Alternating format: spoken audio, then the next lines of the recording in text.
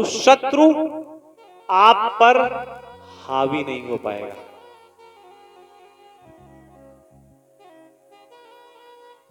कनेर, कनेर का पुष्प महादेव को इतना प्रिय है। कुछ लोग होते हैं ना, भले ही घर में खाने को ना हो लेकिन कपड़े रोज नहीं बदलते हैं, ऐसी कृपा भगवान कर देता है। वस्त्रों की कमी नहीं रहती। ये शिव पुराण कह रहा है, हम नहीं कह रहे अपने मन से। कोई भी बात हम अपने मन से नहीं कहेंगे,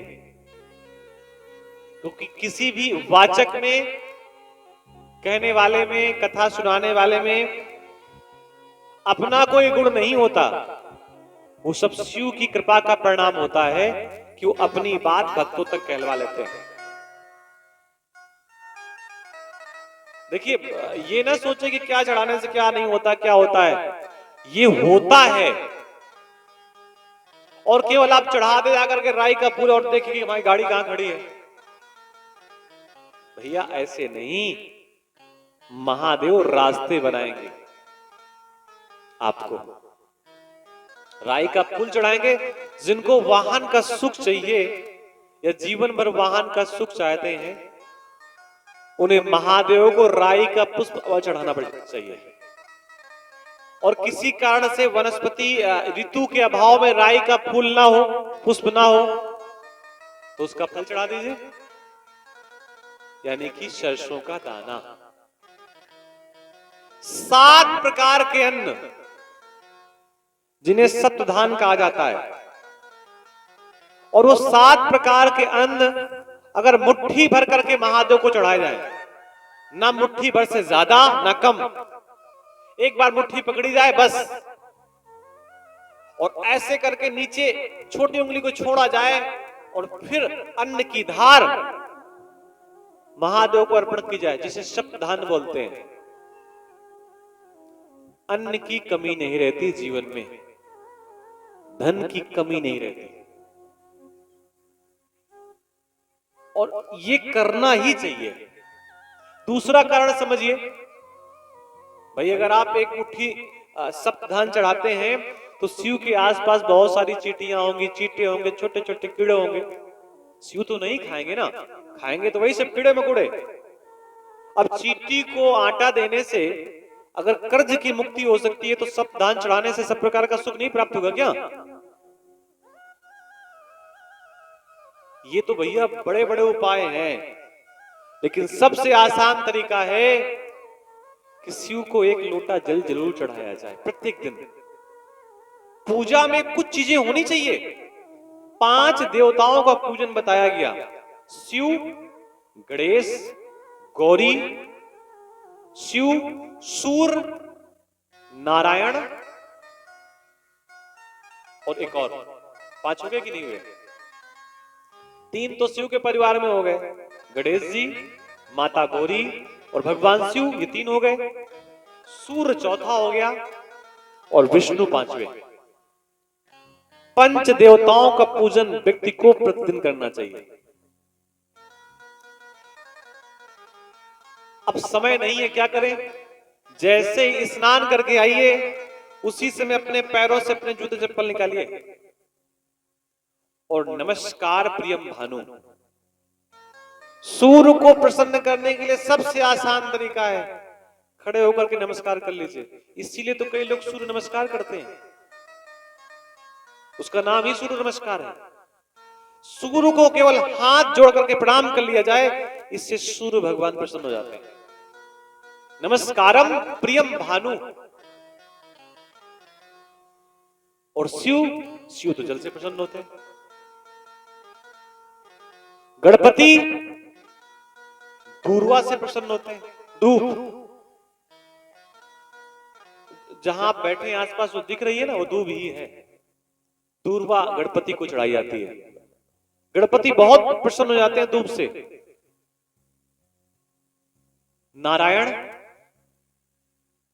नारायण प्रसन्न तब होते हैं जब आपके शरीर में अच्छे वस्त्र हो। लक्ष्मी नारायण का जब भी पूजन करें तो शरीर में मैले कुचैले वस्त्र नहीं होने चाहिए, सुंदर वस्त्र होने चाहिए, दिव्य वस्त्र। अलंकार प्रियम विष्णु, विष्णु को अलंकार प्रिय है, आभूषण प्रिय है। तो जब भी विष्णु का पूजन हो, आपके शरीर पर दिव्य वस्त्र होने चाहिए।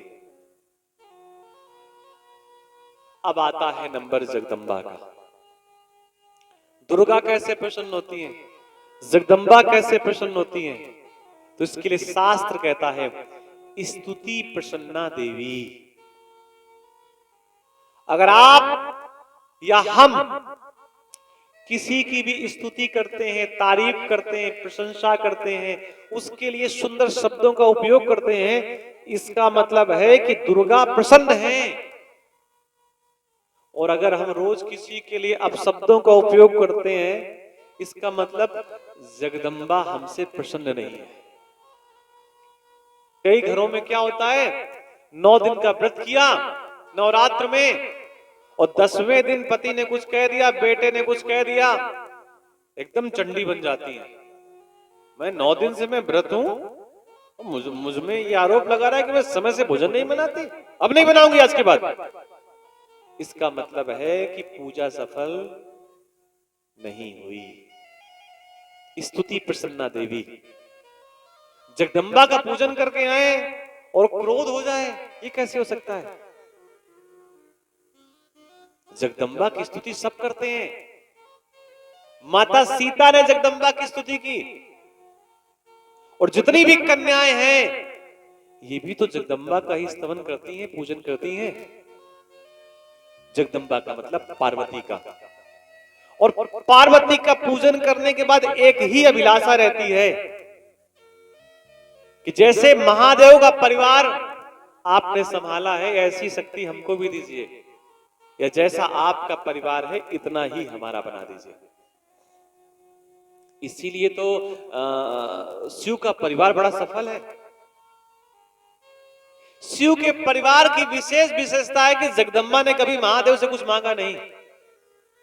और कई लोग कहते हैं हम भी जगदम्बा का पूजन करते हैं, हमारा परिवार तो बड़ा कुशल रहता है। अरे आपने इतनी लंबी लिस्ट पकड़ा रखी श्रीमान जी को। लिस्ट पकड़ाना अच्छी बात है, याद दिलाना अच्छी बात है, लेकिन हमको तो यही चाहिए, ये ठीक बात नहीं है। स्तुति प्रसन्ना देवी। अगर हम अपनी वाणी से किसी की तारीफ करते हैं, प्रशंसा करते हैं, तो भैया जगदम्बा अपने आप प्रसन्न हो जाती है। शृणु व्यास महाप्राग चरितम शशिमौलिनः यथा दहाय त्रिपुरम बाणेनेकैन विश्वहत। आप शिव के मंदिर जा रहे हैं और आपकी प्रार्थना स्वीकार नहीं हो रही है, आपको ऐसा लग रहा है कि महादेव आपकी बात नहीं सुन रहे, तो बगल में नंदी जी बैठे मिलेंगे आपको शिव के पास। नंदी के कान में अपनी बात कह दीजिए कि महादेव से हमारी ये प्रार्थना अर्जी लगा दीजिएगा।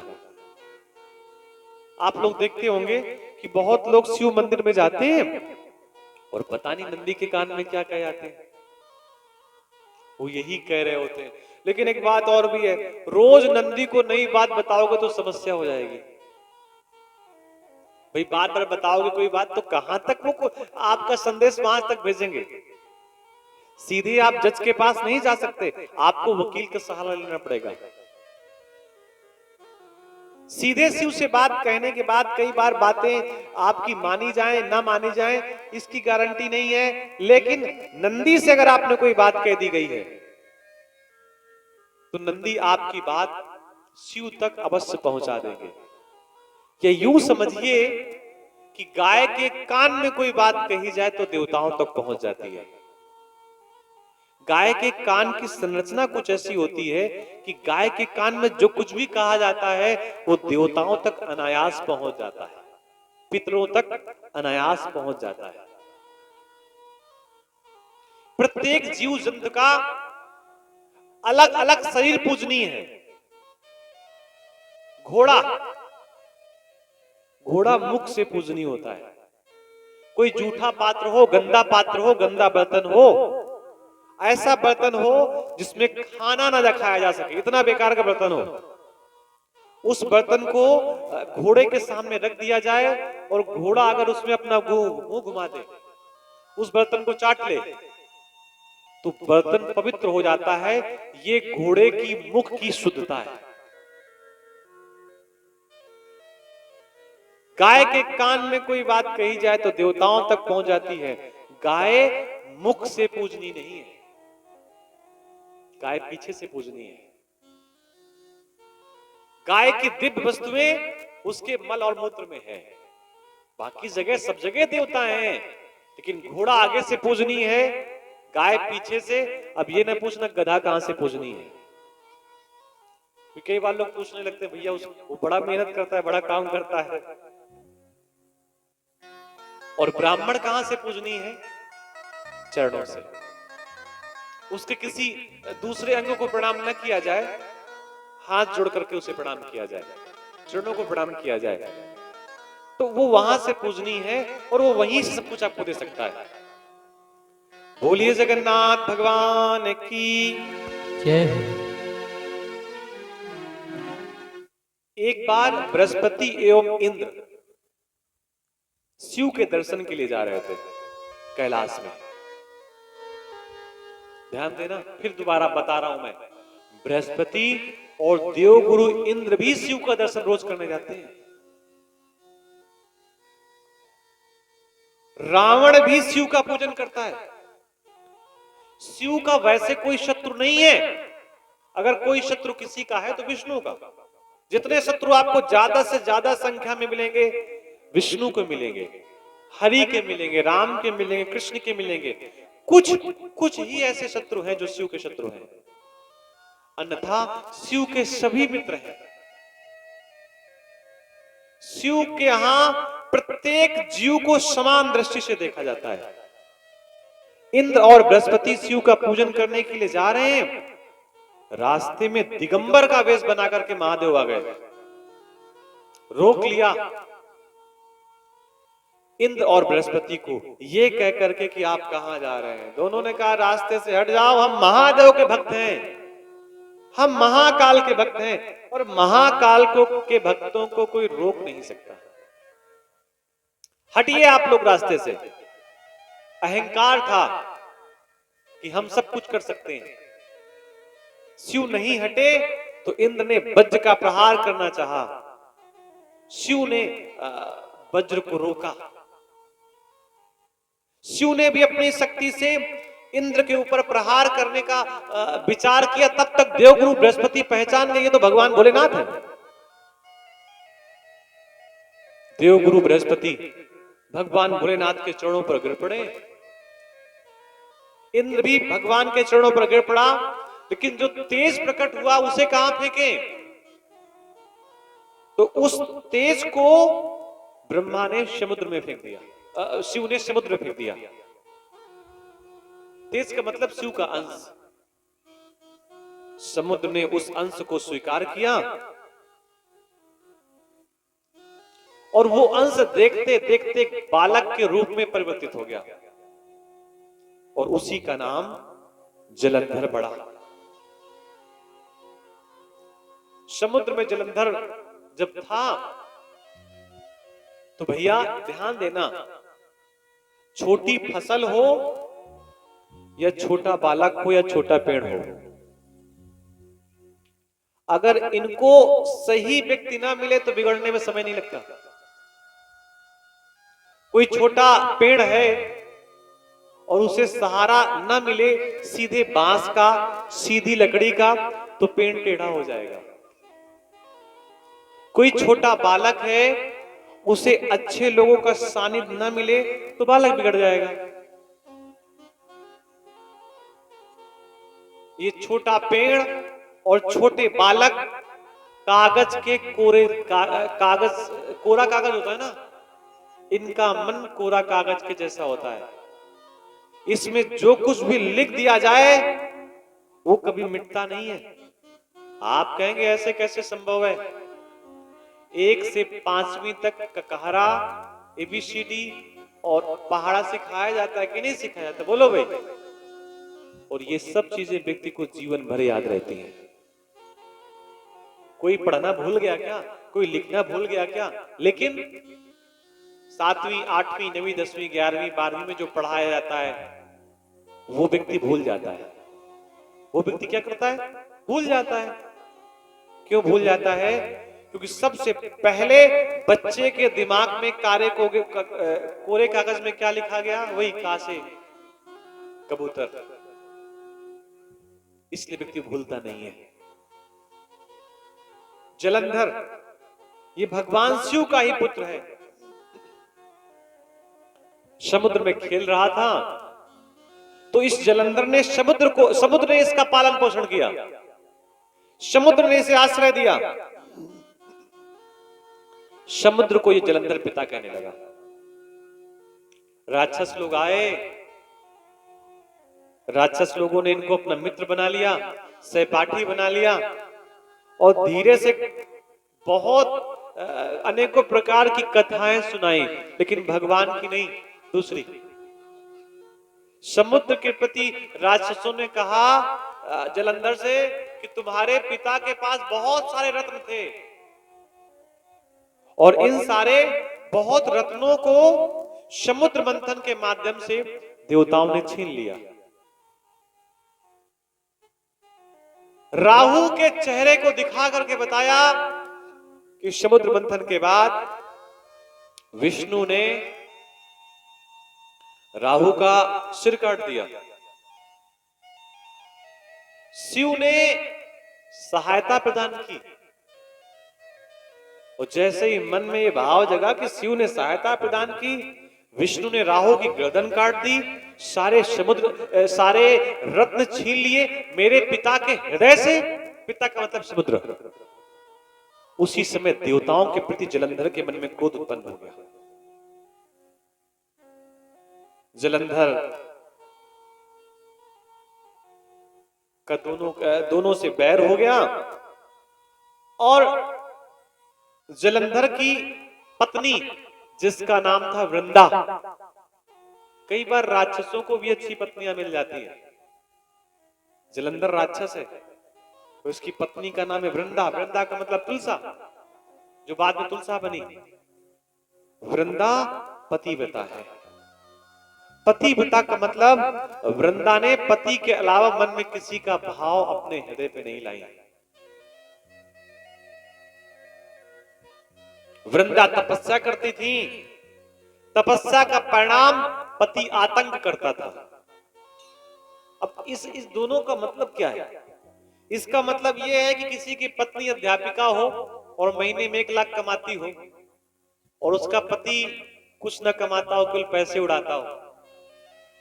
यही यहां पर दूसरे भाव में बताया गया कि पति तो पाप करता है और पत्नी ने पतिव्रत धर्म का पालन कर रही है। शिव से युद्ध हुआ, भयंकर युद्ध हुआ जलंधर का, लेकिन शिव को जलंधर हरा नहीं पाए क्योंकि पत्नी का बल जलंधर के पास है। तभी जलंधर जीता जा सकता है जब उसका पतिव्रत धर्म खत्म हो। भगवान विष्णु वृंदा के पास गए वेश बदल करके, और कब गए? जब वृंदा गाढ़ निद्रा में सो रही थी। रात के समय सोते समय उनके स्वप्न में भगवान विष्णु पहुंच गए और स्वप्न में भगवान विष्णु जब पहुंचे जलंधर का वेश बना करके, तो स्वप्न में ही भगवान का और जलंधर का संयोग हो गया। भगवान का, विष्णु का और जलंधर की पत्नी वृंदा का संयोग हुआ, लेकिन स्वप्न में ही वो समझ गई कि ये मेरा पति नहीं है। स्वप्न टूटा, आंख खुली, होश आया, तो वृंदा के मन में भाव जगा कि भगवान विष्णु आपने हमारे साथ छल किया।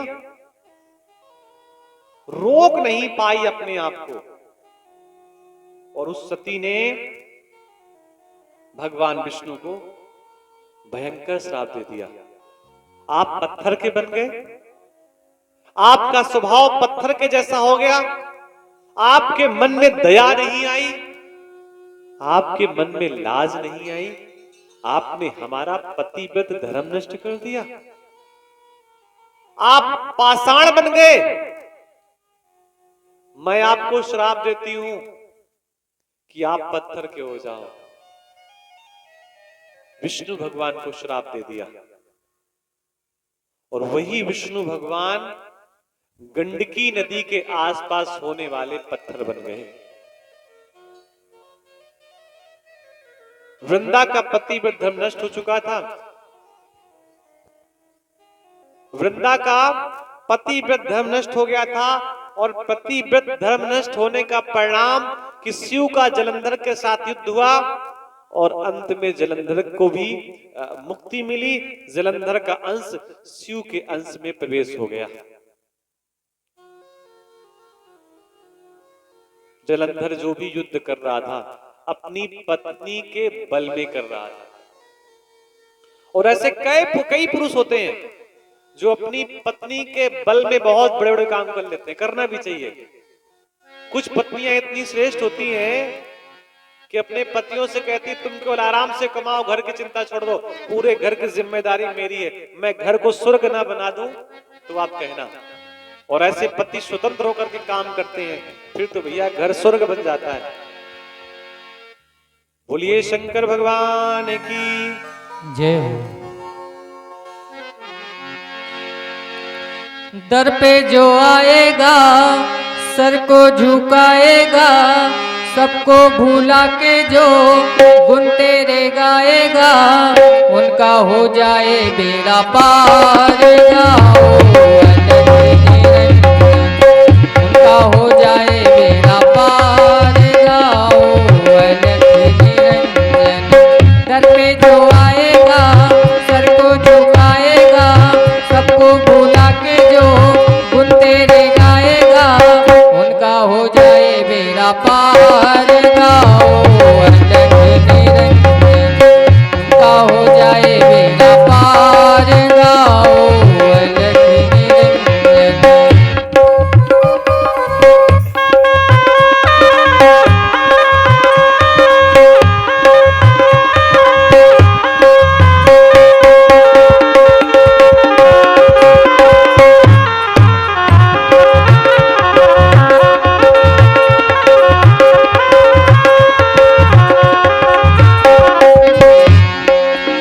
भस्मासुर ने भक्ति की, प्रभु तुमने ही शक्ति दी।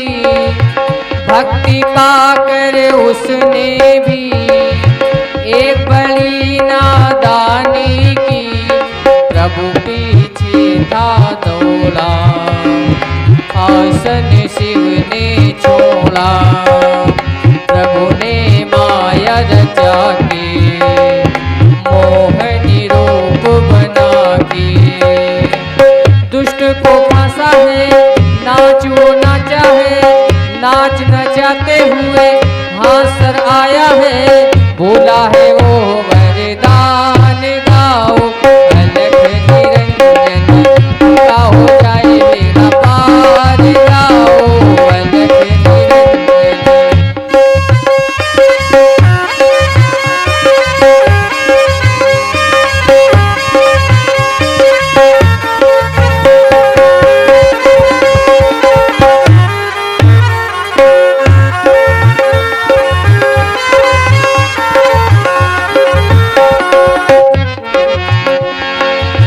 हाथ जो सर पर आया है, जल गया फल वो पाया है।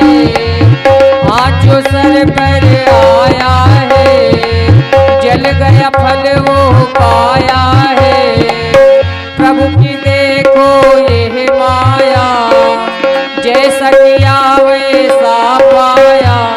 जो प्रभु को नहीं जाना पड़ ही गया पछताया। ताना।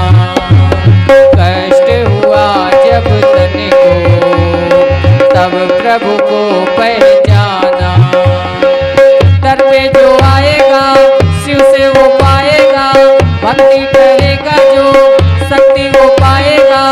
राह से हटे हर बार गाओ अलग निरंजन, उनका हो जाए बेड़ा पार गाओ अलग निरंजन। दर पे जो आएगा सर को झुकाएगा, सबको भुला के जो गुण तेरे गाएगा, उनका हो जाए बेड़ा पार गाओ अलग निरंजन, उनका हो जाए बेड़ा पार गाओ अलग निरंजन, उनका हो जाए बेड़ा पार गाओ अलग निरंजन, उनका हो जाए बेड़ा पार गाओ अलग निरंजन। उनका हो जाए बेड़ा पार गाओ अलग निरंजन। काल हर कंटक हर दुख हर दारिद्र हर भंडार भर, हर हर कहे तो हारे क्यों, हरि का नाम विसारे क्यों। नमः पार्वती पतये नमः, हर हर महादेव। शंभो। विमानं हंस संयुक्तं मंगले मम तिष्ठति, रत्नभूतं महादिव्य मुत्तमं वैदशोद्भुतम्। बनारस की घटना है, काशी की घटना है, सच्ची घटना है, पौराणिक काल की। एक ब्राह्मण दंपति रहते थे। दंपति का मतलब पति और पत्नी। धन वैभव आदि किसी प्रकार की विपन्नता नहीं थी परिवार में,